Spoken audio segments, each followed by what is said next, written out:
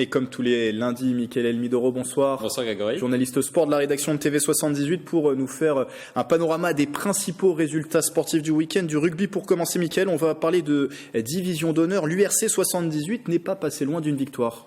URC 78 Roc Giffois, c'était le choc de milieu de tableau de division honneur et ce match a tenu toutes ses promesses après une grosse bataille dans la possession. Le stade Roger Coudert de Montigny-le-Bretonneux a finalement vu les visiteurs s'imposer dans les derniers instants du match. Score final 18-17, rageant forcément pour les Saint-Quentinois. On écoute les réactions. À chaud, c'est pas compliqué. Ils ont fait un très beau match. Ils ont joué comme il fallait à l'extérieur. Ils ont réussi à prendre le score. Et derrière, ils ont des bons rugbyman qui ont bien joué, bien géré les temps forts, temps faibles.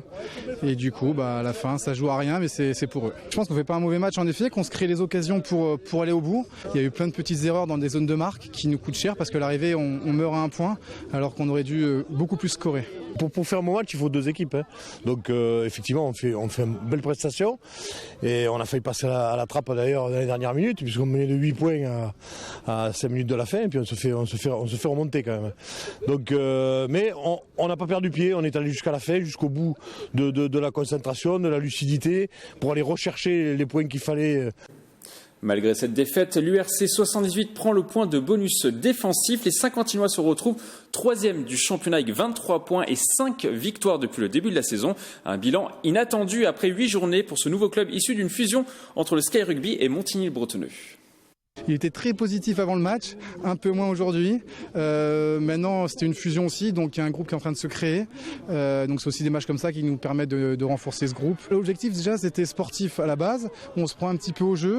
Maintenant, aller finir dans les 4 premiers. Ça va être dur, mais il faut être ambitieux. Prochain match pour l'URC 78 le dimanche 8 décembre sur le terrain de Lagny, une équipe de bas de tableau de division honneur. Du football pour continuer, ça va mieux pour Trappes. Troisième match sans défaite pour Trappes dans le championnat de Régional 2. Trappes jouait ce week-end contre Ivry à domicile et les Trappistes ont gagné 1-0 devant leurs supporters. Cette troisième victoire de la saison permet aux joueurs d'Hicham Zerdi de reprendre espoir dans la course à la montée. Les Trappistes sont 9e sur 12 équipes engagées. Prochain match contre Versailles pour le derby yvinois le 15 décembre prochain, toujours à domicile. Et on termine par du basket, un résultat de National 3. 9e journée, Trappes s'est imposé 79-77 face à Fécampois sur son parquet. De son côté, le Chesnay-Versailles s'est imposé 74-56 à domicile.